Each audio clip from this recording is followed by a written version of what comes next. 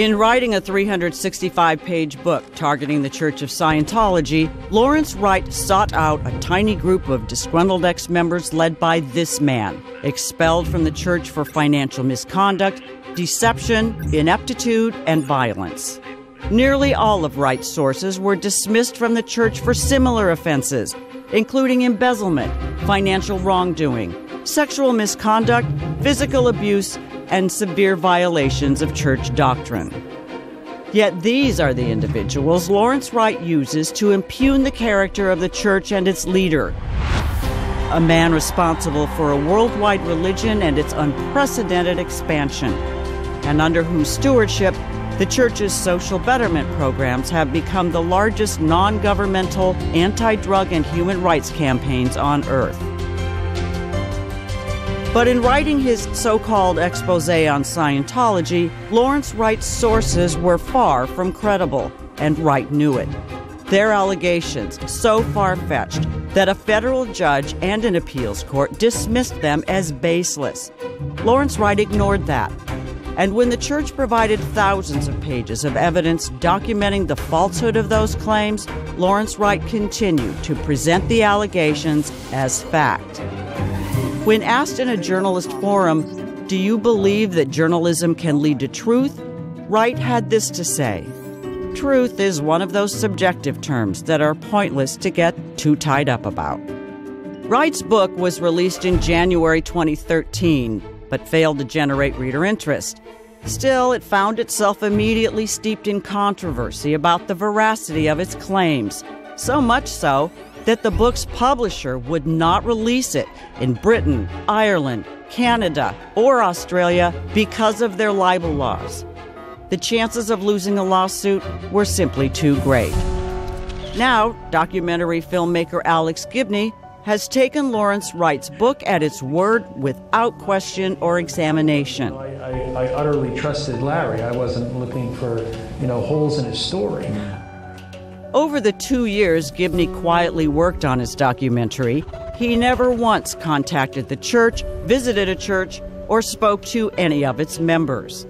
His documentary was in the can before he even mentioned it to them. And to this day, Gibney refuses to reveal his allegations to the church. Let's take a closer look at Wright and Gibney's sources. Meet Facebook friend of Lawrence Wright, Jesse Prince, expelled from the church over 2 decades ago for misconduct and hiding his criminal past, used as a source for Lawrence Wright's book, the basis for Alex Gibney's cable documentary. But what Wright is not telling you is that Jesse Prince's criminal background includes offenses such as an arrest for contributing to the sexual delinquency of a child with whom he fathered a baby, 2 DWIs, and a criminal charge for walking naked down the middle of a busy city street while high on drugs. In court documents, Jesse Prince admitted to being a male prostitute. Let me see if I understand that. That means women paid you to have sex with them. Correct, sir. And he confirmed he had incest with his sister. So one that starts, when I was young, I used to have oral sex with my sister? Yes, sir. Everything on that page your handwriting? Yes, sir. Then there's the violent side of Jesse Prince, who had this to say to a senior executive of the church. I'm coming with a dick so big, I'm gonna knock his goddamn spine out.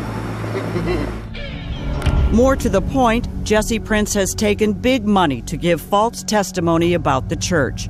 In one case, over $300,000 from known church attackers to lie under oath in a court of law. Once set up with a house, a car, and a generous allowance, Jesse Prince swore to the court that he had pulped 3 feet of file folders into a little vial at the order of the leader of the church.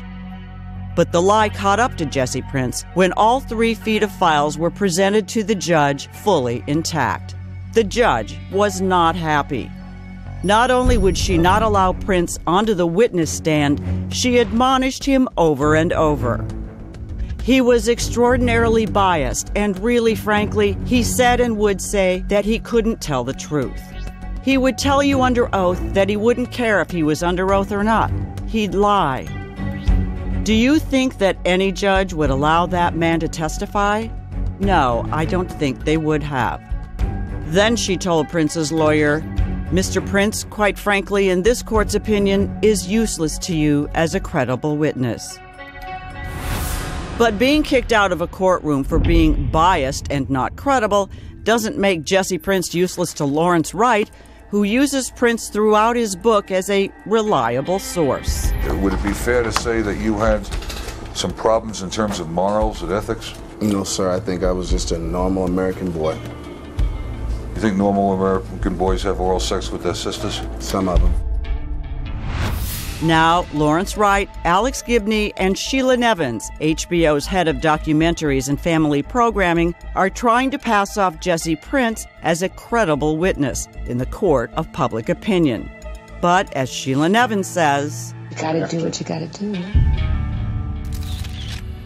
In future segments, we're going to show you more of Lawrence Wright's sources. Remember this guy? The ringleader of that tiny group Lawrence Wright befriended and used to tell false stories about his former religion? Shut the fuck up. He was dismissed and expelled from the church for criminal activities. That's criminal, as in felony. His resume also includes episodes of shoving, kicking, punching, and extreme violence, and a honeymoon night spent in jail. But Lawrence Wright doesn't reveal any of that or any other sordid detail about this man. You'll also meet those this man calls his posse, such as the guy he nearly killed, who he now calls his best good buddy. This guy deserted his children and ruthlessly attacked his estranged wife. The thief who used to ride shotgun with the ringleader on his punching sprees.